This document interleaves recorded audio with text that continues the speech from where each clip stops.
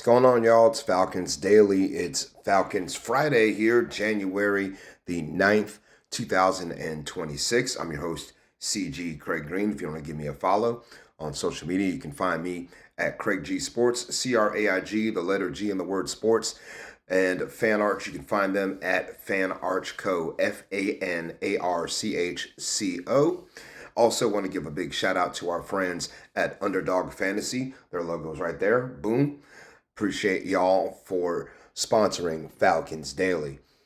What did we learn from the press conference that took place on Thursday? Arthur Blank had spoke at the AMB offices to the media regarding all things Falcons, and he talked about the process of selecting the new leadership for the Falcons, which would be the president of football, not operations, just football, the general manager, and also the new head coach. His feelings on Michael Penix and why he decided to clean house in terms of head coach and general manager Terry Fontenot and Raheem Morris and Terry Fontenot respectively. So when it comes to one of the reasons, basically the reason why he decided to walk away from Terry and Ra, here's one of the reasons that Arthur Blank gave to the media. He said, and I quote, "I felt that given the quality of the young players that we have on offense and defense and some seasoned veterans that are excellent as well, that we needed to move forward in both in terms of the changes to head coach and general manager. Very tough decisions. It's a performance-driven league. All sports are. Certainly, the NFL is no different in that."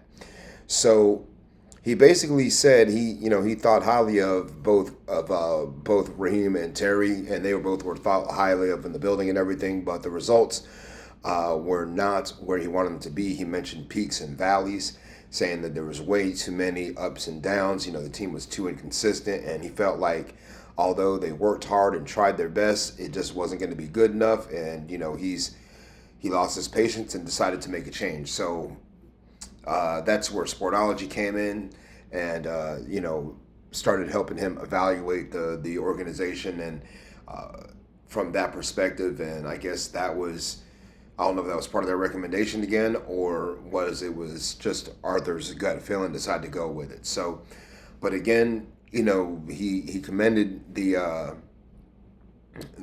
players and the staff for closing out the season, winning 4 straight.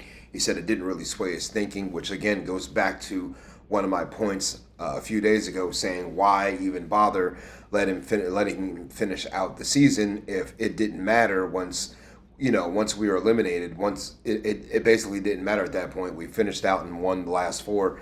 That's great and all that, and it does look good that we did tie for the division title, and that is a fact. That's something you can't take away from Raheem Morris. He did tie for first place and still got fired, but again, gotta wonder why they just let him finish the season out as opposed to just cutting bait with him at that point. But also, what else did we learn from the press conference? That they're going to hire the team president first. That is, the president of football, that is. That's who they're going to go after first.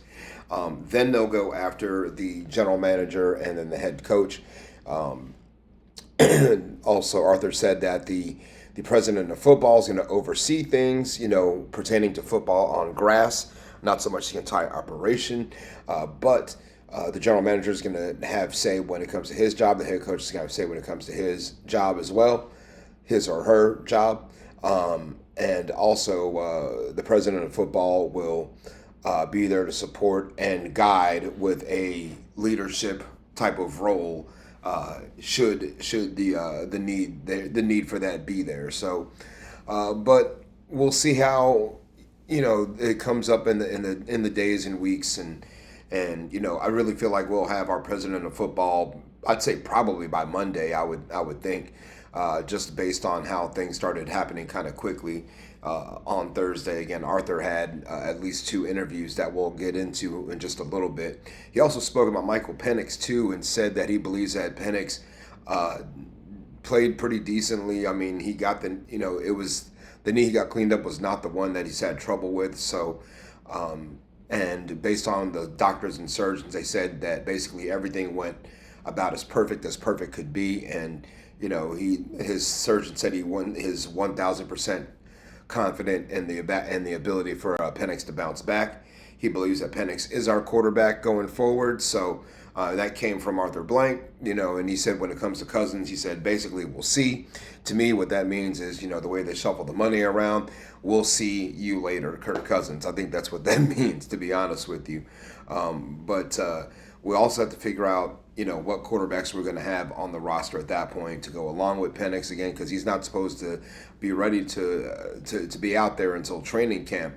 That's everything that we had heard in the beginning when he first suffered the injury. So what the timeline is now, hard to tell. They didn't give a full medical report on Penix, but that's what was said at that point in the game. Moving on, y'all, the interviews have started to begin for these new roles that the Falcons have vacancies for, and here's a list of some of the players. Oh, excuse me, players. Here's players in contention for these roles, I guess. Here's a list of it that we put together. But yes, Brant Tillis from the Carolina Panthers, he was interviewing for president of football. Mike Disner of the Carolina Panthers also interviewed for president of football on Thursday. It's expected that Matt Ryan's going to interview on Friday for the role. After that, it's still been requested. Don't know if a request has been granted for Josh Williams to interview for that same position.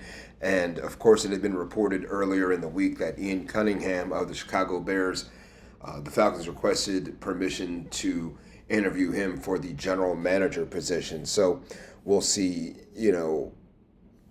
how it all plays out here again, because they did say the president of football will come first.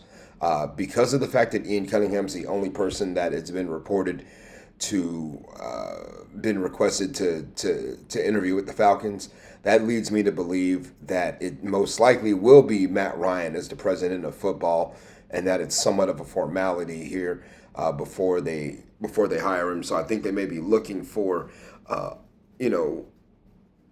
reasons not to hire him at this point. But who knows how well the interviews with Tillis and Disner went. But the interviews did happen on Thursday. Those were the interviews that Arthur spoke about during the press conference. But again, I guess it doesn't matter that Carolina's in the playoffs. For Disner to interview, or for Tillis to interview, I guess maybe because it's before the game. Not sure how the rules place on that, but hey, good for the Falcons that they were able to get those interviews in again during this busy playoff season. And speaking of the playoffs, y'all, the playoffs are here. The football playoffs, and Underdog is the best place to get on all the gridiron action. Playing on Underdog is easy. Just pick if your favorite players will go higher or lower on stats like touchdowns, rushing yards, receptions, and more. Get them right, and you could win up to 5,000 times your cash. This week on Underdog, I'm looking at the Pro Football Playoffs, LA at Carolina, and I'm selecting Bryce Young for higher than 17.5 rushing yards and lower than 191.5 passing yards. So what are you waiting for? Download the app today and use promo code FOOTBALLFAN to score $75 in bonus entries when you play your first $5. Just $5. That's promo code FOOTBALLFAN. Underdog. Make picks, win money. Now, in the press conference with Arthur Blank today, also Jeff Ulbrich was brought up, and basically he's still under contract to the Falcons. So it wasn't like, I don't think the entire staff has been let go. I believe it was just the head coach and general manager. I don't know if Marquise Williams was retained or Zach Robinson. That right now I do not know. If you guys have the information for me, please share it in the comments. But everything I've read said that Jeff Ulbrich is still under contract to the Falcons. He's not going to force the new head coach or general manager or president of football to keep Brick, but he said he would definitely put a recommendation in for him because of the job that he did so far. And also, another indicator that how much that Arthur Blank feels about him is that the Dallas Cowboys wanted to interview Jeff Ulbrich to be their defensive coordinator, and the Falcons declined that request. So that tells you right then and there that they really do value Coach Brick, and I think they want him to stick around. Doesn't matter who the head coach is going to be. I don't think Arthur's going to force that, but again, I think Brick deserves a chance to hang around and get a chance to lead the defense in 2026. We'll see how it goes with the defense, but also when it comes to the offense, one person I think they should get in touch with now is the former head coach of the Miami Dolphins. That is Mike McDaniel. Remember, the Falcons have still been trying to run that Shanahan offense ever since Coach Shanahan left the Falcons at the end of 2016 to become the head coach of the 49ers. He still finds ways to scheme guys wide open. I mean, some of their best players, I don't know how he was doing it with the Falcons, but we'd have guys just, standing on islands by themselves, just waiting to catch the football from Matt Ryan. But regardless, McDaniel is a disciple of the Shanahan coaching tree. He was with the 49ers. He was with the Falcons before. So I don't know if Arthur Blank would consider him for a head coaching position, but I absolutely think that he should be considered at a minimum to be our offensive coordinator. Y'all let me know what you guys think about that in the comments as well, and we'll get back at you with more Falcons Daily on Monday. Y'all enjoy the weekend. Sayonara and buenos noches.